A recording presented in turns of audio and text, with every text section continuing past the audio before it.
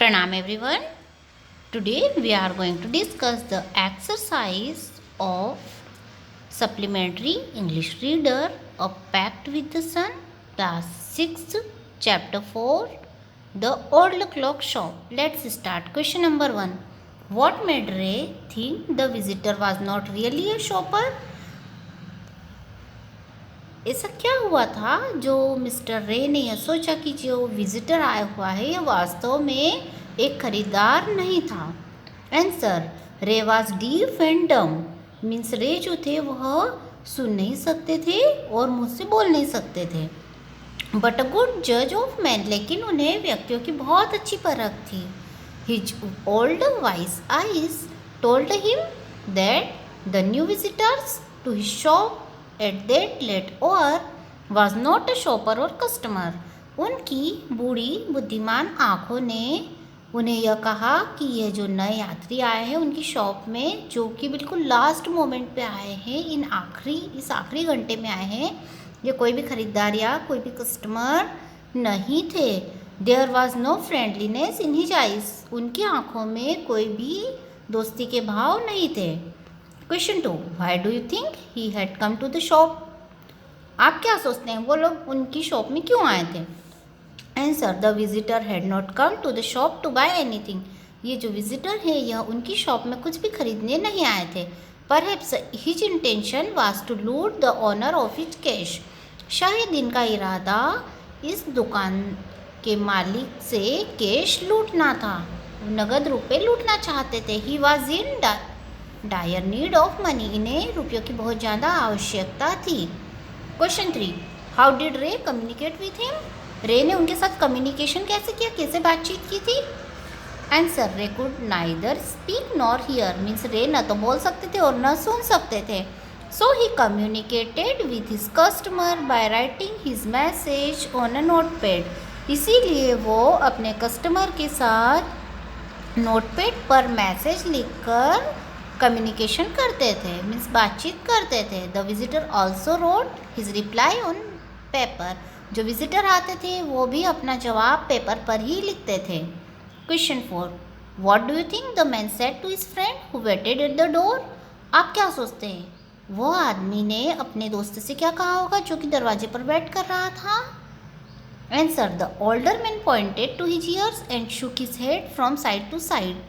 बूढ़े आदमी ने अपने कानों की ओर इशारा किया और अपने सिर को एक सिरे से दूसरे सिरे तक हिलाया। Thus he conveyed to his younger companion that the shop owner could neither hear nor speak.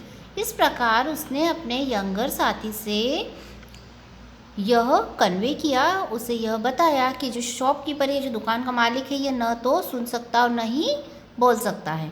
Question 5. Ray was not a pawn broker. Means Ray pawn broker नहीं थे। Why then did he lend money to people in exchange for their old watches and clocks? तो फिर क्यों वह लोगों से उनकी पुरानी वॉचेस के बदले में एंड क्लॉक्स के बदले में रुपयों का लेन देन वो क्यों करते थे? Answer, Ray was not a pawn broker a person who lends money on security of some item.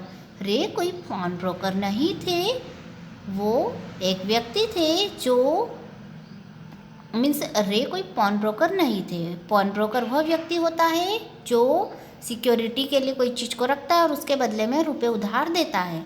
He did not land money on interest. वह ब्याज पर रुपए उधार नहीं देते थे।